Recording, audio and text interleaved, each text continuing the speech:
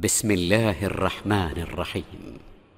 كل الطعام كان حلا لبني إسرائيل إلا ما حرم إسرائيل على نفسه من قبل أن تنزل التوراة.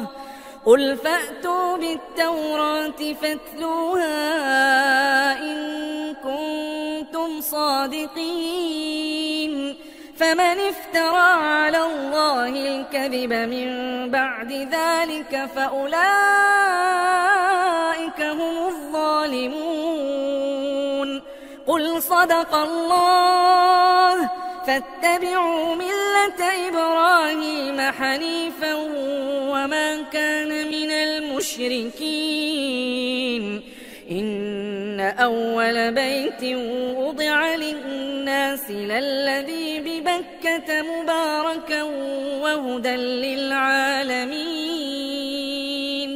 فيه آيات بينات مقام إبراهيم ومن دخله كان آمنا ولله على الناس حج البيت من استطاع إليه سبيلا ومن كفر فإن الله غني عن العالمين.